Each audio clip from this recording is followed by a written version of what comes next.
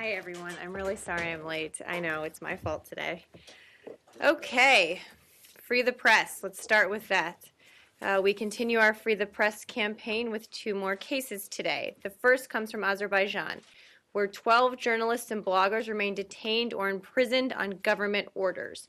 Among the 12, Mr. Halal Mamadov, I think, has been in prison since 2013.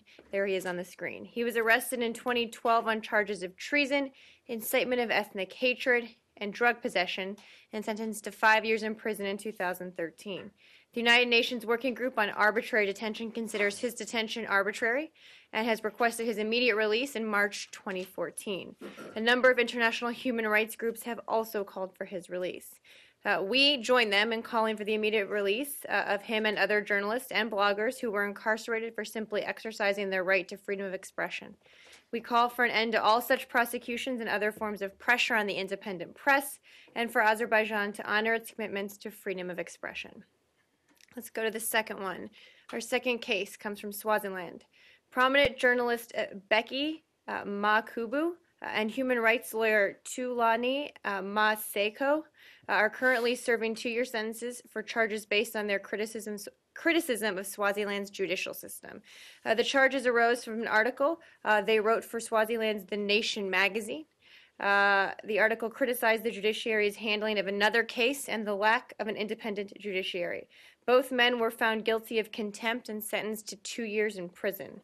We continue to call for the immediate release of both individuals who were arrested and remain imprisoned merely for exercising their rights to freedom of expression as defined in the Universal Declaration of Human Rights. We call on Swaziland as well to honor its international human rights commitments. And then a quick update on what we're doing in terms of the earthquake assistance. I know folks have asked about this, so I just wanted to do a little bit at the top.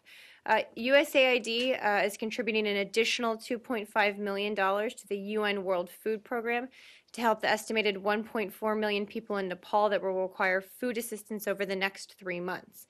The funding will be used to purchase 1,390 metric tons of rice, which is expected to help 120,000 people for 1 month. Total U.S. humanitarian funding for the Nepal earthquake response now stands at $12.5 million. The Lukla Airport in the Everest region remained open today, and commercial flights were transporting people back to Kathmandu. 2 U.S. military service members have stayed there to provide medical care and ensure evacuation of trekkers from the region. We can confirm that a U.S. Embassy privately contracted helicopter with both U.S. military service members and a consular officer on board rescued 3 U.S. citizens, as well as 19 citizens from other countries from the Langtang region yesterday, I believe. We are also aware of reports of several groups of U.S. citizens who were rescued by the Nepali Army from various remote locations in Nepal, and we are extremely grateful for the government of Nepal's efforts to rescue U.S. citizens. As you probably saw, President Obama spoke yesterday with the Prime Minister to convey the deep condolences of the American people to discuss these ongoing efforts. And finally, today, urban search and rescue teams with the USAID Disaster Assistance Response Team pulled a 15-year-old boy out of the rubble in the North Kathmandu 5 days after the earthquake hit Nepal. The rescue operation took several hours.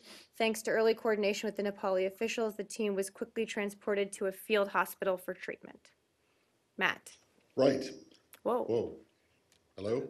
Hello. Hello? Hello? What you've always wanted. An echo. Just what you've always wanted, right? So I'll that's come at you in stereo. Okay, this is a good briefing. I'm going to go ahead and leave. I want to start with Iran. See you all in 10 days when we're back. Yes, go ahead. 10 days. Iran. I want to start with Iran, but actually start with, and I apologize because I've been gone for 3 days, and when you began this Free the Press thing, has Jason Rezaian been featured in this yet? We've spoken, I mean, I've spoken about Jason, but I don't think he's been featured as part of the Free the Press campaign specifically. Do you know if is that planned? I don't know who's on tap for tomorrow, but every time I'm asked about Jason, the president spoke about Jason at the Correspondents' Dinner on Saturday. I'm just curious because I missed the last couple of briefings. You will have seen, this is Iran, but a different subject. You will have seen a report this morning or overnight that was remarkably similar to a report that came out in December. Yep. by another news organization talking about a country on the UN sanctions, the panel of expert sanctions, that found that says that this one country thinks that Iran is actively involved still in procurement Correct. activities. What do you make of that? You did not, this building didn't, or the administration didn't seem to be too impressed with the report in December in terms of what this might mean for the ongoing negotiations. I'm wondering what you make of this report as now. we said back in December, people were sort of reporting it as breaking news that we think Iran is still undertaking problematic procurement activities. We have publicly designated entities for procurement for Iran, even since the Joint Plan of Action was put into place. So this is in no way sort of something new, and it's in no way breaking news, I don't think. I understand sometimes people aren't as familiar with what we've done. We have ongoing discussions with the UN. We've raised concerns. We've repeatedly spoken about these same concerns publicly. And we all know Iran has been in noncompliance with its Security Council obligations for a very long time. The IAEA has confirmed they've adhered to everything they were supposed to do in the Joint Plan of Action, to the commitments there. But again, we have, because we remain concerned about their procurement, taken steps to designate entities for procurement in the recent past. So, and I think that we went through this in December. Maybe it was with Jen. I don't remember if it was with her or you. But does that mean then that the JPOA does not require Iran to fulfill all of its UN Security Council resolution obligations? Correct. Everything that's outlined in the Joint Plan of Action is their commitments. The Joint Plan of Action also talks about, and I'm paraphrasing here, but how for a final agreement, the UN Security Council resolutions need to be dealt with. And I'm not using the exact language here, but they remain in compliance with all of their JPOA commitments.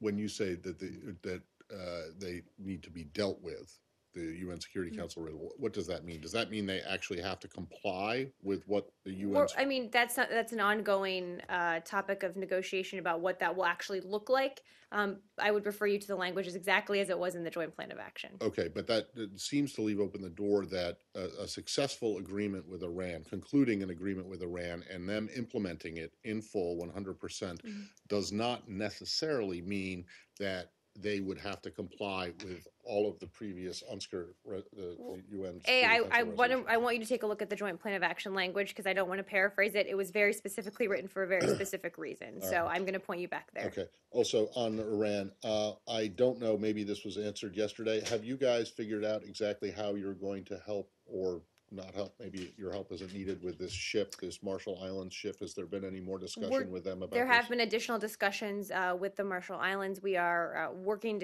with them to see how best we can be helpful. I don't have much more update for you than that. All right. And then my last one on Iran, and I understand that you were asked a question about social media yesterday involving yourself. Given that you have vast experience in the social media realm, I'm wondering if you're familiar with this exchange between Senator Cotton and Foreign Minister Zarif, and if you might have any advice for either one of them, given your vast experience. I don't know. You have vast experience in it too. Do you have any advice for them? To be fair, I didn't actually look at it. I'm probably not going to weigh in on that. Fair enough. Yes, Michelle. Question about these Guantanamo Bay former detainees that are been encamped outside of the U.S. Embassy in Uruguay.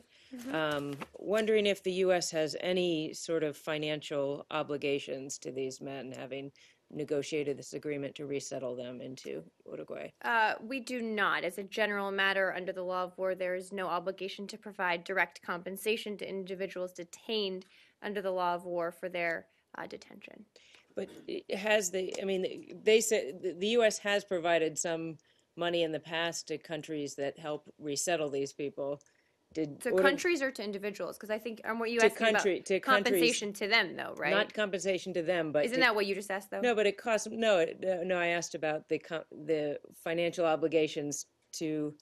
Yes, I asked to these men, but it was sorry. It was helping to resettle these people. So countries do get some kind of help sometimes to resettle these people. Was that part of the deal with Uruguay at all? As I said, I was answering the question about compensation to them. I can, check in and see what our diplomatic discussions are like with countries who agree to resettle detainees, which is a slightly different question, I think. Yes, Samir. Syria. Can you give us a readout about the secretary's meeting with the Syrian opposition Yes, leader? I can. Just give me 1 second. The Secretary of State met today with Khalid Hoja, president of the Syrian Opposition Coalition, to discuss the crisis in Syria, ways to increase assistance to Syrians struggling against the Assad regime and extremist groups, and the U.S.'s commitment to reaching a negotiated political solution to end the conflict. Secretary Kerry reaffirmed the United States' strong commitment to helping bring about a political transition that is based on the Geneva Communique and that leads to a representative government and a future of freedom, dignity, and security for all Syrians. And the Secretary also emphasized that Bashar al-Assad long ago lost all legitimacy to lead Syria and cannot be part of its future. The Secretary underscored the Assad regime's continued crimes and atrocities against the Syrian people, including the use of barrel bombs and chemical weapons, have aided and abetted a magnet for extremism in Syria, as we've talked about. And the Secretary made clear that the Assad regime cannot be a partner against this terrorism that it cultivates and that, quite frankly, it fails to confront. He expressed his gratitude to the SOC president for his leadership of Syria's moderate political opposition and welcomed its announcement that it will participate in UN-led consultations in Geneva next month. He asked for help to establish safety zones in areas that will be liberated. Will you consider this request? Well, I don't have more details to read out from the meeting than that. Yes. Question as well. Oh, okay. I mean, would that be something that you would support? I just don't have more details on that. I'm happy to check. Was it raised? He said he was going to ask about it. I'm happy to check. And can I just ask, there was a meeting in Tehran today between the Syrian defense minister and some Iranian leaders, at which they agreed to intensify their efforts to fight terrorism in Syria. What would be your reaction to that? Well, I actually hadn't seen the reports of that meeting, but as I just said, the Secretary made clear in his meeting today that the Assad regime can't be a partner in fighting terrorism here. It's cultivated terrorism. It fails to confront terrorism, even if at times it makes a show of taking some steps. The terrorism in Syria has been able to flourish because of the Assad regime. So I think we've been clear where we stand on that. And I understand that Assistant Secretary or Envoy Rubenstein is going to be part of the talks in Geneva on Monday. Is that correct? Yes. What is it that the United States? Yes, he will be. Yeah. What is it that the United States is hoping will actually come out of these talks? Well, of course, this is a UN-led process, as we've talked about, and we need efforts. We support efforts to restart meaningful dialogue on a political track. So we are obviously working with the moderate Syrian opposition so they can participate sort of more effectively in a negotiation for this transition. This is something, we'll see what comes out of them. This is just one meeting and the start of, I think, probably a very long process. And as to the structure, just a sort of logistical question, there are going to be separate talks between Envoy de Mistura and the opposition and Envoy de Mistura perhaps and the regime, although I'm not sure that the regime has actually said that they're going to go. At what point would Envoy Rubenstein Ambassador Rubenstein actually be involved? It's a good question. First, I think that the special envoy has emphasized these are consultations; they're not negotiations. This isn't Geneva 3, just to be clear. And I think the scope and the participation and how it will work is still being worked out. So we're just not sure yet. You don't anticipate, though, that he could be involved if there were perhaps talks between de Mistura and regime representatives? We're just not sure yet. I just don't want to guess because I don't know. Yes. Sorry, I wanted to go back to that Iran report. Okay. So any comments specifically on the suggestion in the panel of experts report that UN member states may have made a political decision not to report Iranian sanctions violations to avoid upsetting the talks?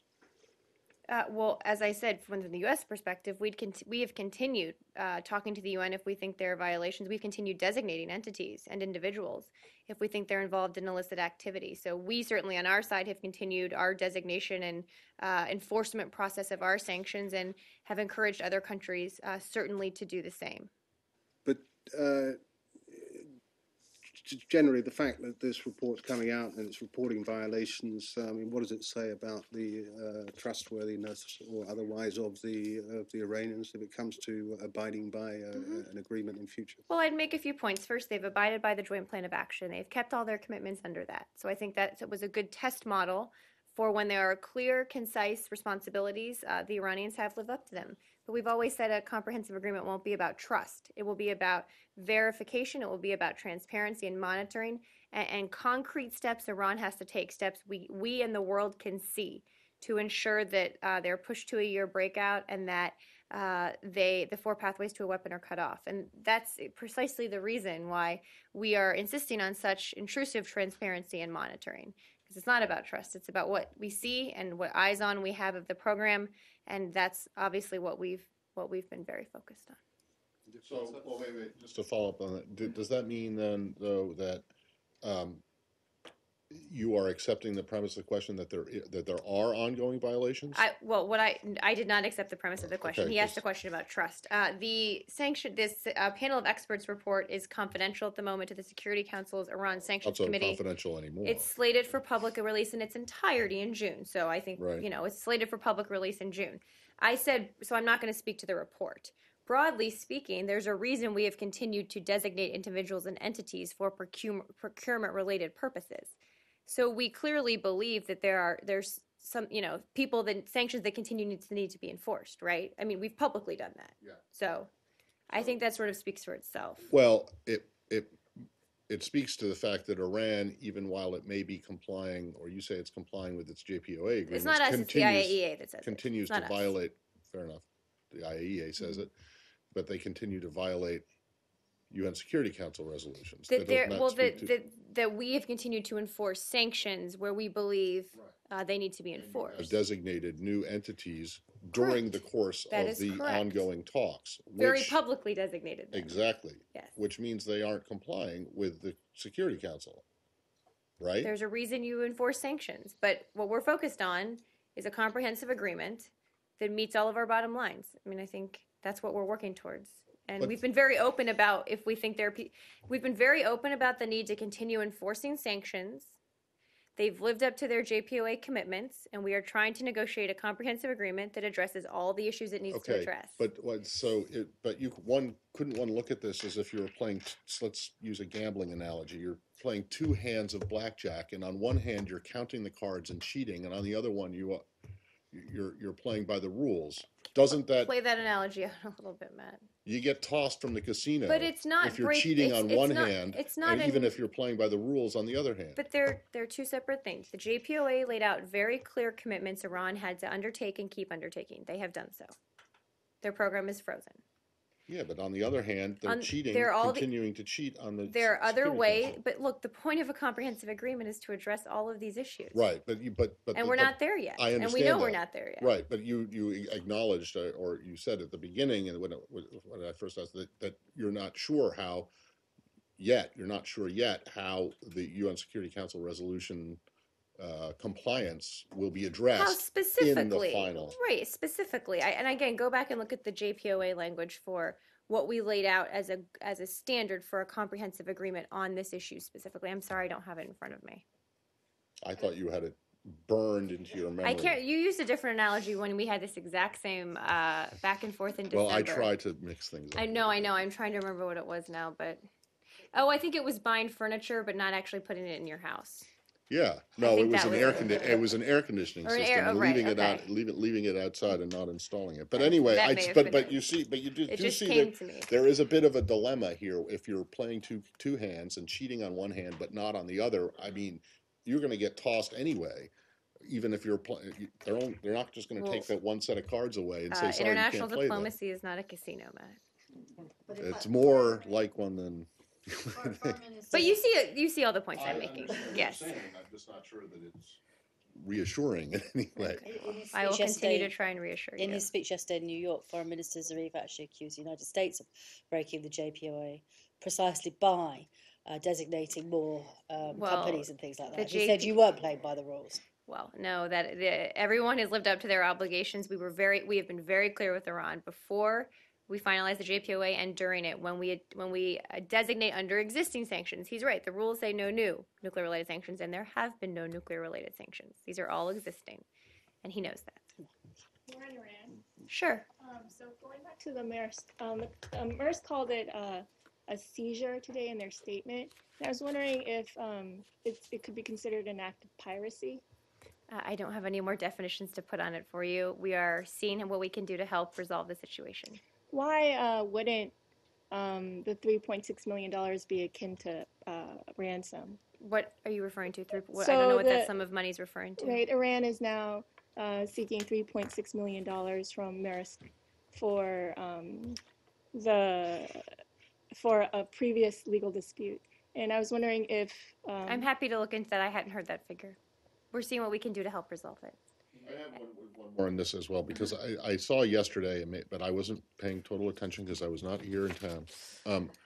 Is it correct that the Pentagon lawyers had determined that you were not legally obligated to help? Was that wrong? So no, a little bit wrong. It's a little complicated, but under the U.S. Republic of the Marshall Islands Compact of Free Association, the United States has full authority and responsibility for security and defense matters in or relating to the RMI, including matters relating to vessels flying their flag.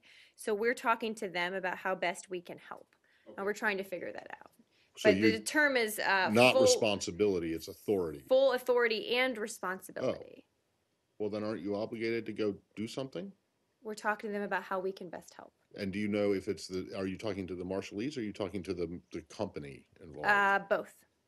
Okay, I believe. and the company hasn't said anything about this lawsuit or this claim? That I she honestly just haven't heard mentioned? any more on that. India? Anything else on Iran?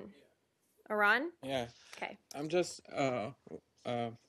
there was a report yesterday about U.S. asking for the Iranian help with Yemen, and I was wondering if you can I confirm. think it was a little more nuanced than that. I think what it was referring to is Secretary Kerry met with former Mr. Zarif in New York, and he said in his press conference before their meeting that he expected they would talk about Yemen. And what I've said is he said privately what we've said publicly, that all sides in this need to get to a political negotiated process, and that anyone who can help get them to that process, that would be a good thing. So the Iranians obviously have quite a bit of influence over the Houthi, and so obviously anything the Iranians could do to bring the Houthi to the table would be helpful to getting where we need to be. But you did not ask them specifically. I mean, How is that different from what I just said? no, I mean, you said like it's We've anyone called who on can any. help. I mean, we've Yeah. called on anyone who can play a role in getting the parties on the ground. I mean, particularly when it comes to the Houthi, given they've been the aggressor here,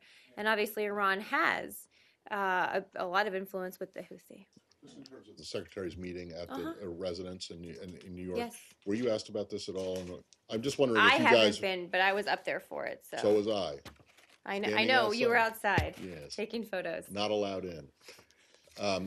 Did you guys read any? Sorry, we didn't let you in the meeting. Yes, go ahead. Go ahead. Did you guys read anything into the venue that they No, chose? so basically we switch off hosting locations, Right. and last time But I we were mean- in New York, we hosted them at the Waldorf, where our perm rep lives, and where we stay when we're in town, and it was their turn. Right, but I mean, they could have done it at the Mission. They could have done it at a hotel. They could have done it. You didn't see anything symbolic in the No. fact that they. Okay, I did not, and I think the secretary Well, had not been there you, as a and- senator as well, but not as secretary. gotcha. India? India, sure. Two subjects. First is that do you have anything from the Indian government about cancelling of 9,000 licenses of NGOs? We know the reports that the Ministry of Home Affairs suspended the licenses of several thousand NGOs. I don't know if we have a precise number, and we are seeking a clarification on this issue with the appropriate Indian authorities. I don't have any response to that yet. The earlier when Greenpeace and Ford Foundation happened, you had said that you are seeking clarification. Right. Have you received any clarification? I'm not sure. Let me check. Okay. And the second one is, do you agree with the report that has come out of the U.S. Commission on International Religious Freedom, which says that since the Modi-led BJP came to power, there has been, it goes on. Do you agree with it? Do you have I'm any happy. I assessment? hadn't seen it. I'm happy to check with it. That's an independent agency, as I think you know. But let me check. I haven't seen it. Okay. Different topic. Yes, Elliot. On Russia, Ukraine. I don't know if you guys have had a chance to address this in previous briefings this week, but Okay. earlier on, Russian authorities seized quite a bit of assets of President Poroshenko's company in Russia, which has been protested as a politically motivated move to further destabilize Ukraine. I was wondering if you have any. I'm sorry. I view actually on that. hadn't seen that. Let me take it. Okay. And get back to you. Let's Stay on you. Yeah. Let's stay on Ukraine, and then I'm going to Andre. Reaction. You may not have because this was just happening. love On when the that state, happens. yes, I know. The joint four-way statement from France, Germany, Russia, and Ukraine after a telephone call today in which they've agreed that ceasefire violations and fighting must end, particularly in Mariupol, Donetsk, and various other areas. There seems to be some confusion because Ukraine presidency, Kiev, is saying that Russian President Putin has agreed to deploy a peacekeeping mission in parts of eastern Ukraine, and I just wondered if you'd heard about that. I'm sorry, I hadn't seen that. I'm happy to check. But as we have always said, the Minsk agreements remain the best opportunity to achieve peace in eastern Ukraine. We've called for a meeting of the Trilateral Working Group in Minsk as soon as possible so that the working groups can begin their work as called for in the February 12th Minsk implementation plan. And until this point, we've seen, a lot of lip service from the Russians about its Minsk commitments, but not a lot of action. So I'll take a look at that statement specifically, but in general, this is where we are. Yesterday, Secretary Kerry, when he met with High Representative Mogherini, he was talking about the need for decisions to be made as there'll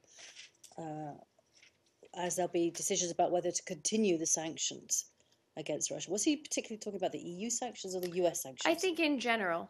So is there a time limit on the US sanctions? I can check. I actually don't know the answer to that question, if they need to be renewed or not. I will check. Wait, I said I was going to Andre next.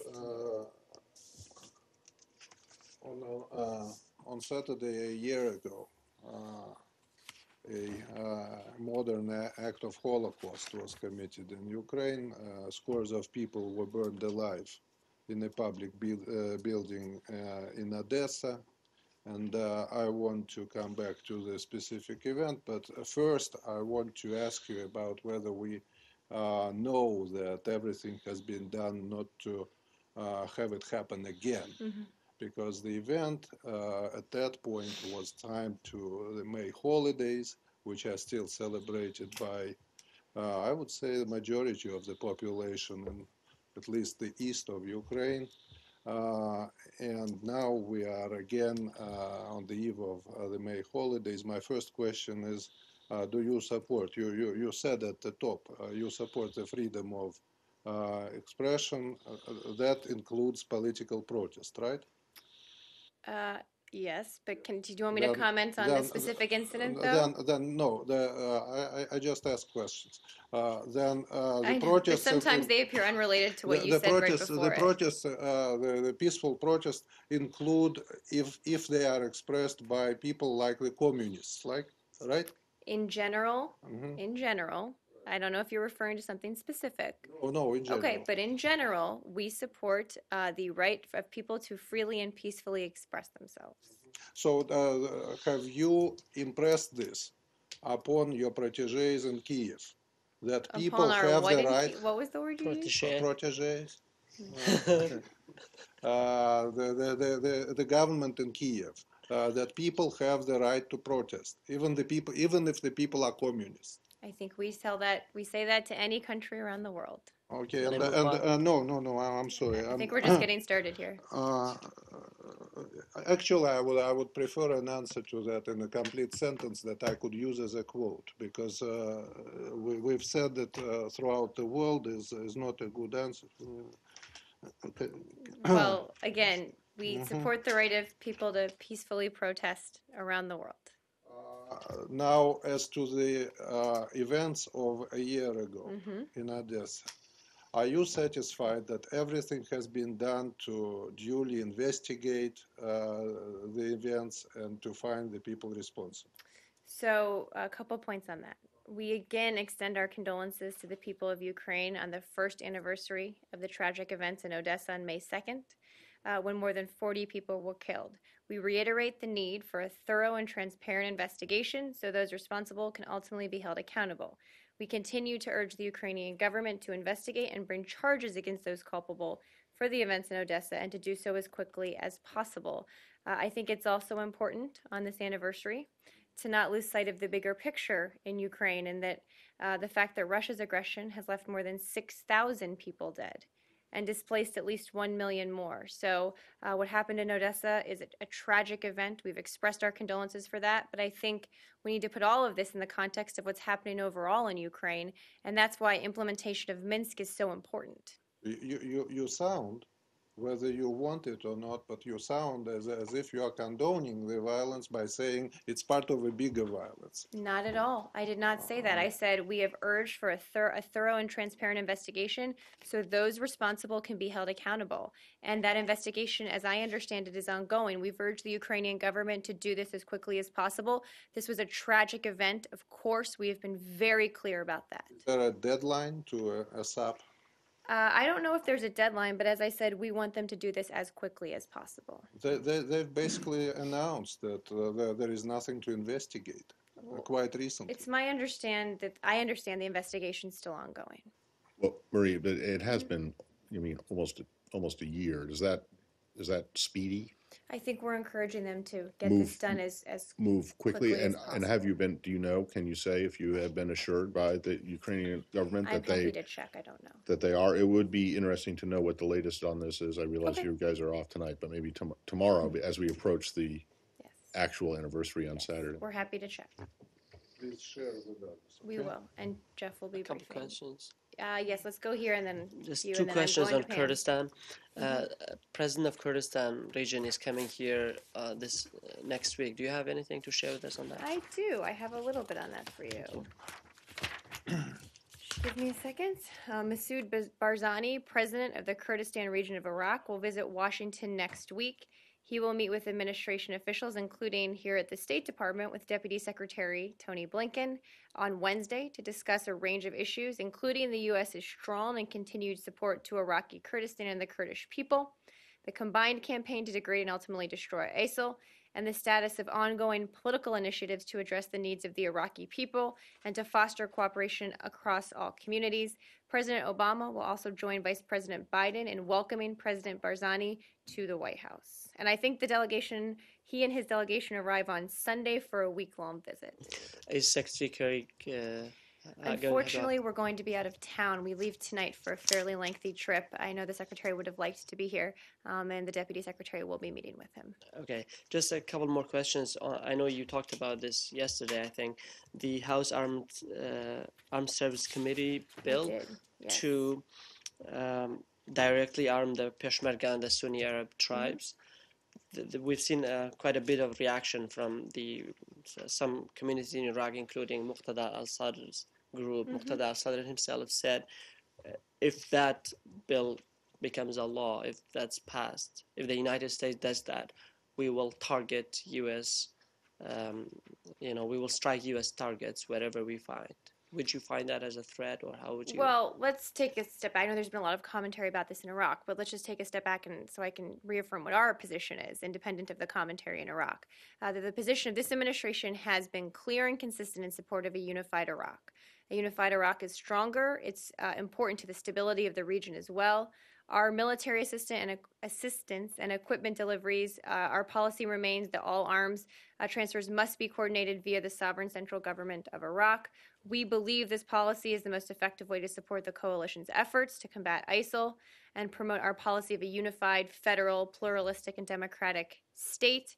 And as I said yesterday, the current language in the draft NDAA bill in the House on this issue, and again, this is just a draft in the House, it's at the very beginning of the process here, on this issue as currently written does not reflect administration policy. Opposed to the way the bill is written. And we look forward to, just talking about that piece of it, it's a huge bill. Yeah. This administration looks forward to working with Congress on language that we can support on this important issue, but as I said, the policy of this administration has been clear in support of a unified Iraq. But why don't you support that? I mean, they say it can go through, only 25% will go to the Kurds and the Sunni Arabs, and that's like their share as well. Because we believe that a unified Iraq is a stronger Iraq. But wouldn't And that it's why important to the wouldn't that stability keep of the Iraq region. united? Why wouldn't that keep Iraq united? Because we believe this language, first of all, two points. The country, Our the military close. assistance and equipment deliveries, our policy remains that the most effective way to support the coalition's efforts to combat ISIL and to promote a policy of a unified federal, pluralistic, and democratic Iraq is to, on all equipment deliveries, coordinate them via the sovereign central government. This is what we believe is the best policy. Do you think that they have been distributing them the way, in the percentages that they should be? I don't have percentages for you, but we've Well. certainly seen a level of coordination and cooperation we have never seen in the past, and I know it's been quite good. So you don't think that the I haven't heard of issues. of issues in terms of the distribution from the central government to the Correct. tribes and to the Peshmerga? Correct. This is a process that takes a while, obviously, but I don't have much more. Had a lot of issues actually. Okay, well, I'm happy for you to assert that, but I've talked to our team about this, and we believe this is the best policy. I'm happy to check and see if there's more for you. Yes. Thanks. Oh, wait, I'm actually going to go to Pam. I promised you were next. Going back to Russia. She hasn't had one yet, though, so she's going to go first. Going back to Russia, Ukraine for a minute. Former President Carter has had some comments coming out of the elders meeting with President Putin. And one of the things he said was that Russia's annexation of Crimea was inevitable because of its Soviet Russian roots, and that it is what the people of Crimea wanted. He also said he did not think this would be undone anytime soon. First of all, what is your reaction? Well, I hadn't seen the comments, but as from what you've said, first, I'm not going to get in the mind of President Putin about why he made decisions about what to do in terms of sending, in terms of Crimea annexing part of Ukraine, part of another country. I'm just not going to get into the motivations that might have underlied that, certainly. And we have remained consistent that Crimea is a part of Ukraine. That's why we've put sanctions on. That's why we've kept the pressure on. Obviously, there are enormous challenges here. And I get into the mind of President Putin. What about getting into the mind of President Carter? Probably not going to do I that think he either. was the one that boycotted the Olympics because of the invasion of Afghanistan, right? I'm probably Wasn't not he going the to one do who that did either. Carter Probably also- would be the right year. Go ahead. Carter also said that the elders were pleased with Russia's allegiance to the Minsk agreement and wanted to see all aspects of it concluded, which appears to differ with the overall U.S. position, which has been that Russia has been not abiding by all of the provisions of Minsk. What is your reaction to that assessment coming from Carter? and the Again, elders? I hadn't seen the specifics on that, but we know that Russia has continued to undermine the Minsk implementation plan and the Minsk agreements through ongoing support and resupply of the separatists. They can't, Russia and the separatists can't pick and choose which parts of Minsk they want to implement and what not to. They signed these agreements and they must honor them, all of them. What about the Kiev government? Does it have to honor the agreements? Yes, and Ukraine continues to All make of them? Yes, Ukraine continues to make progress in implementing its Minsk commitments. It is the Russians and the separatists they support who continue to engage in activities that undercut the agreements. What are the examples of them following the agreements other than the separation of forces, which I think is broken by both sides probably there? But, Well, I'm happy to get you a full list, but the problem here is Russia signed on to the Minsk agreements, and yet they continue to support and actively are a part of the separatists fighting in another country, and that hasn't stopped. Just on that point, and I don't want to belabor this, but it is your position that the allegations made by Russia and its supporters in eastern Ukraine, that the military exercises that are going on, the U.S. military exercises that are going on with the force, the government, Kiev The training. with the training, right? That's happening in Western Ukraine, not Eastern Ukraine. Yeah, but you're. But They've you- said you- Eastern Ukraine, though, which isn't true. But Right, but you do not believe that is a violation of the Minsk agreement, that Correct. no foreign It- troops should it be in Ukraine. it is not. This has been training that's been going on for 20 years. That- It is not a violation. It's just not covered by Minsk. Correct. We're And- there at the invitation of the Ukrainians. Right. You didn't, and as you pointed out, you guys did not sign Minsk, but the Ukrainian government did. Right. The Ukrainian. So right. you don't, looking at this from the outside, you don't see No. sending soldiers to Ukraine, even if it's Western Ukraine, to be a violation of the no foreign troops It is. part of It the. is not a violation. No. Just a clarification from yesterday. That quote from Reuters, you said that Secretary Wendy will not use such words, hold your horses. Have you checked that if the quote was right or not? Oh, I didn't check. Sorry. Yes. Yes, do you have, can you give us a readout for Secretary Scary call to separate leader Mustafa Akunja? I can. So the secretary congratulated Mustafa Akinci on his election and wished him well as he assumes his role as leader of the Turkish Cypriot community. The secretary reaffirmed U.S. support for the negotiation process conducted under the auspices of the UN and Special Advisor Ide to reunify the island as a bizonal, bicommunal federation. He also reiterated our willingness to assist the process in any way the parties find useful. Okay. Can I ask you another question, but can. separate? Yes.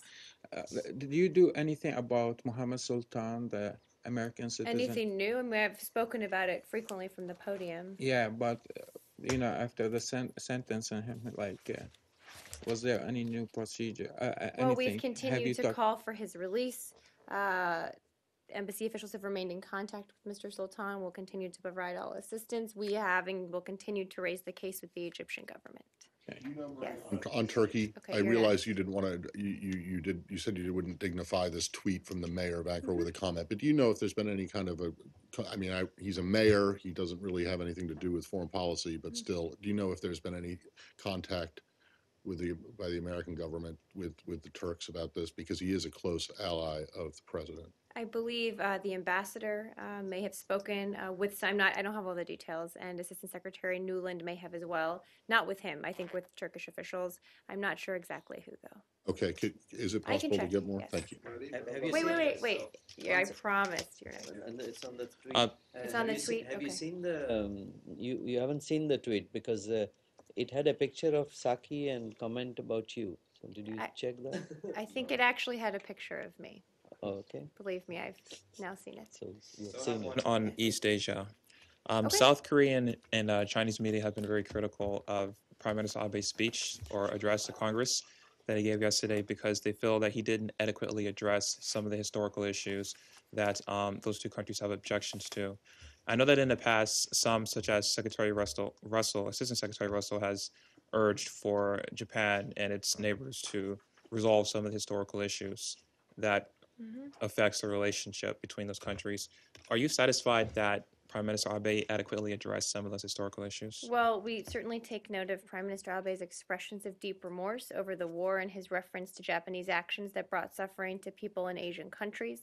We also note his point that he will uphold the views expressed by previous prime ministers in regard to the past. And at the April 28th White House press conference, he reaffirmed the Abe cabinet upholds the Kono statement and has no intention to revise it. So obviously, that was something we also took a note of. Thank you. Yes, Laura. Oh, go ahead. Since we're in Korea, Yeah. in that area.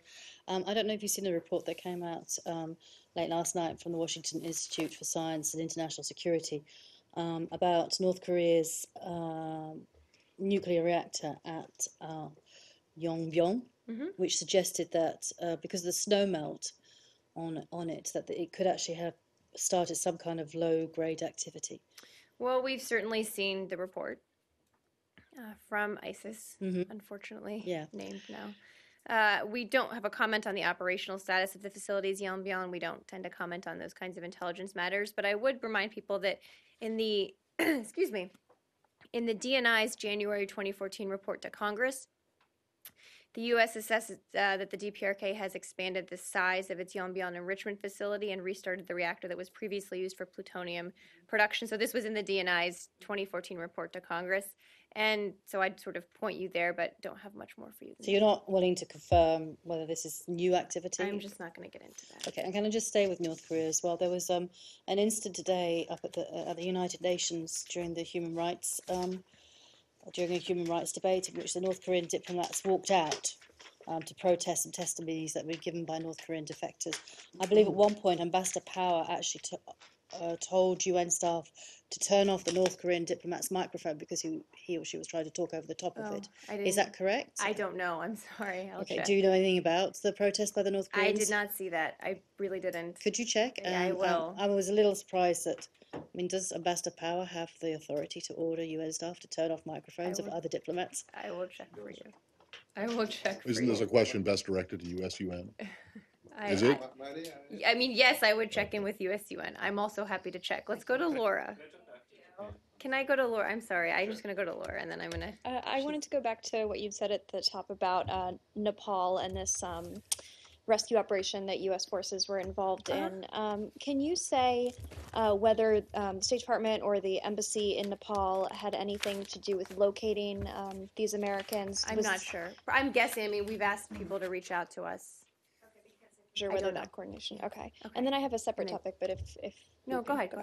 On Burundi, I wondered if you had anything more on Assistant Secretary Malinowski's visits, and whether you could confirm that there were protests today outside the U.S. Embassy and who was involved in that. On the protests, we are aware of reports that individuals had gathered outside the embassy. I think it was approximately 200 individuals peacefully. There wasn't, from the folks that we talked to on the ground, a protest. They were assembled peacefully. The embassy is currently closed and will be closed for the May 1st holiday tomorrow as well. And in terms of Assistant Secretary Malinowski, I do have something on that, I think, hopefully. Yes, he met with the president of Burundi and reiterated that the Arusha Agreement laid out a path to peace from Burundi's civil war, and the accord should be respected. Assistant Secretary Malinowski also met with civil society, political opposition, journalists, activists, and the international community. He noted that all those responsible for violence will face consequences, urged all sides to reject violence, and stressed the importance of ensuring space for peaceful protests, assembly, expression, sort of all of the things we've talked about, and also noted that there is still time for Burundi to pull back from violence, and we call on all sides to reject it. Don't have that in front of me. I'm sorry. Are you able to tell us what the president's response was? I think I leave it to them to characterize that. Yes, Elliot. Kind of hone in on the point that Florian was raising before. Would the State Department like to see a more full-throated apology from Prime Minister Abe? I don't think I have much more than I've already said on this. Well, I don't think it's an unfair question because... I just don't have much more for you than I've already said. Okay. Yes. I'd like to ask you, what is the status on the release of the global terrorism report that's supposed to be directed or given to Congress, I think by law, by the end of today? Yes, it is being finalized. Hopefully it will be. It's probably not breaking news to anyone that sometimes government reports take a few days longer than they're supposed to. Certainly not breaking news to me. It's being right now finalized for sort of readability, accuracy, final review, and we anticipate the release in May. So as soon as we can get it out. And would you say that the new relationship with Cuba could possibly be delaying this? It is in no way, the delay is in no way related to Cuba. It has nothing to do with Cuba. What about the human rights report? That's a schedule. I think, as you see, Assistant Secretary Malinowski is out of town. The Secretary is about to leave on a trip. That is really a scheduling issue. When he's back? As soon as we can, yeah, when they're both back. So it's done.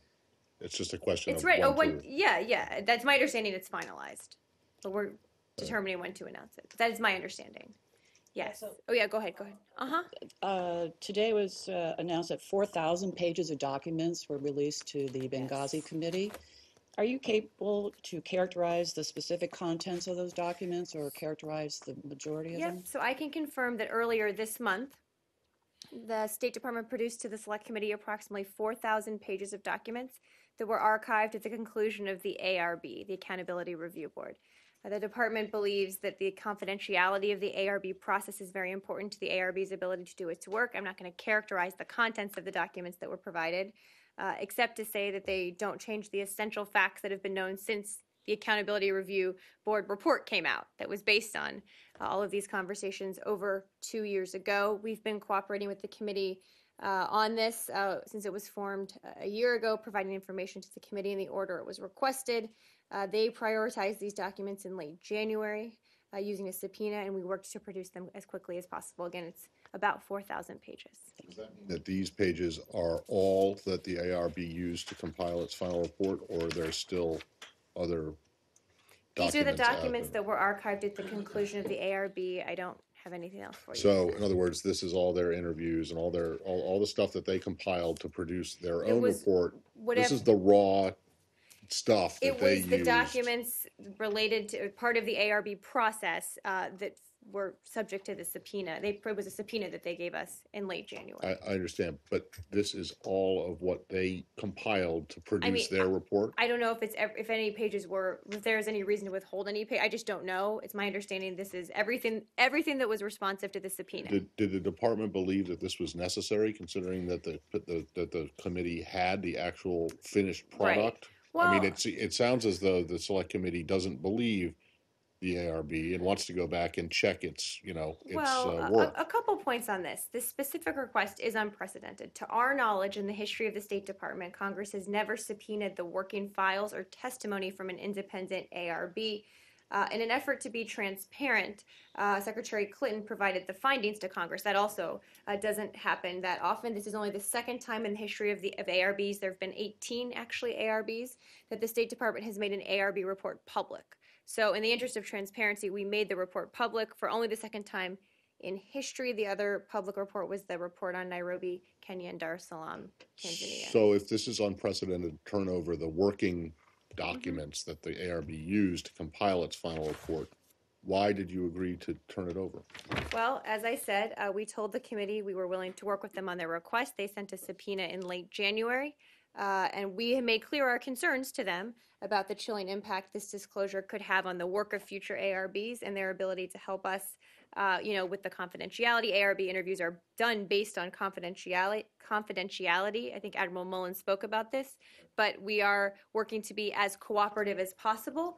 And that's why we went to great lengths and produced approximately 4,000 pages of documents. The whole ARB system was set up by Congress, is that not correct? That's my understanding. It's an independent process, as you know. Right. Well, why has it occurred to anyone that maybe there shouldn't be an ARB process anymore? Maybe Congress should just take on the whole idea of they should form a select committee every time there's something that. Have you suggested? I don't know. I'm just wondering. I've not heard if anyone they don't- suggest that. Because it appears as though they don't trust the findings of the ARB, which is, I don't mean, know if that's I'll reasonable let or this- not. I'll let the But select committee, and I think there had been previous committees that had asked for these as well. I'll let the select committee speak to their, why this was something they prioritized with the subpoena. But in an effort to be transparent, we released it publicly, and now we have sent them approximately 4,000 pages. Can I ask you something that's tangential to this? And that has to do with a question that I asked last week on Friday before I was gone about the Clinton Foundation and whether or not, have you addressed this in the Monday, Tuesday, or Wednesday? Bit, but what? Well, there's another report today. I mean, they keep coming and coming and coming, all these reports. And this one today has to do with this health access initiative. Right. And I'm just wondering, does these reports raise questions? They don't answer necessarily the questions about whether there was any conflict of interest.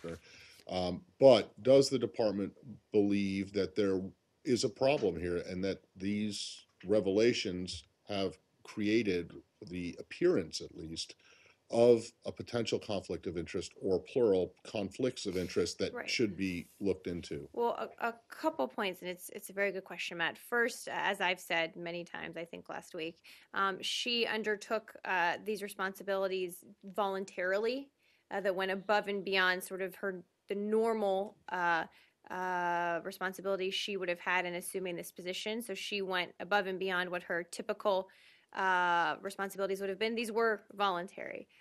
We have said that we reviewed what was submitted to us, whether it was speeches. Obviously, we've said that we reviewed everything that was submitted. We've also said that if there were things that should have been submitted that weren't, obviously we would have wished they would have been.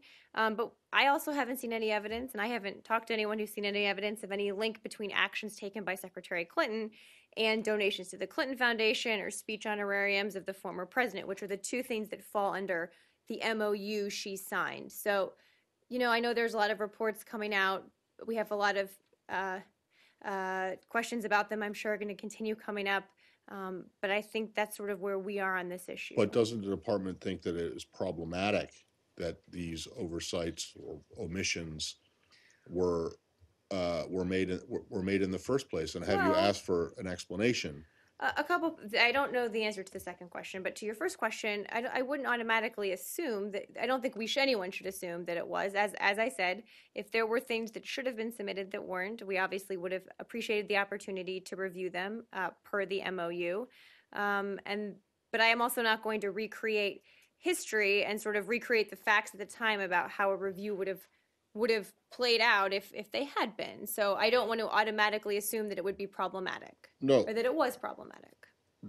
No, the question isn't whether the actual specific donations were problematic, because you don't know, because they were never submitted to you for approval or disapproval. And I don't think you should, I'm not you, but people I'm should not, assume, I'm not should assuming assume anything, that's but why they weren't isn't submitted. that in itself, the fact that this happened, problematic? Or maybe it's not, I don't know. I don't have much more for you on this. I know there's a lot of reports coming out. I'm sure we'll be talking about this much more in the coming days and weeks. And the other thing, you say that this was undertaken voluntarily, but I mean, it was undertaken voluntarily only because she wanted the job, and she might not have gotten confirmed by the Senate had it not. That's not really voluntary, is it? I'm happy for you to talk to her or to Okay, but I just want other folks on that about why she undertook. Can you find? I mean, has the State Department, to which these things were supposed to be reported, and maybe they weren't supposed to be reported? I don't know, because my understanding was that it only applied to, at least in terms of the foundation, to foreign governments giving money, and that individuals any new donations or substantial Right. increases And too. that- So but- nothing ongoing. So I think. But Yep, go that ahead. individual donations and donations from charitable organizations were not required to be I reported. think there's So- been some question about what was supposed to and what wasn't, and so I'm trying to get a little more for you on that, because I understand the importance of the questions, and I don't want to misspeak here. So in general, that's why I sort of said where our thinking is on this, and if we have more to share, I'm happy to do so. But mainly what I'm trying to find out is whether or not the actual donations were problematic or not. Isn't the fact that they weren't disclosed problematic? You say that you would have liked to have, you would have appreciated it, you would have Right. welcomed it had it happened, but it didn't happen. Right. So is that a problem for the department, and are you asking for some kind of an explanation? I just don't have much more for you on this today. In the back, yes. Thank you. Two questions related to a joint U.S. Honduran anti-drug operation from 2012, May 2012. There is a joint State Department and Department of Justice investigation into that incident. It's almost a year old. Okay. Do you have any update on the status of the investigation and when we might expect? I'm not familiar with the incident or the investigation. I'm happy to check with our team. Okay, one other question Okay. related to that. Pardon me, a memo that came to light related to the case of a whistleblower, former State Department office, pardon me, let me start that one again. A memo that came to light related to the case of a whistleblower in the Department of the Office of Inspector General Okay. indicated that Undersecretary William Brownfield was not forthcoming when asked about the incident in Honduras, and that he believed the State Department should not pursue an investigation. Can you tell me more about that answer? I'm not familiar with the incident or the investigation, so I probably can't go much further, but I'm happy to check. Okay, thank you. Okay. Anything else? I will see you all in next month. Yes, next month.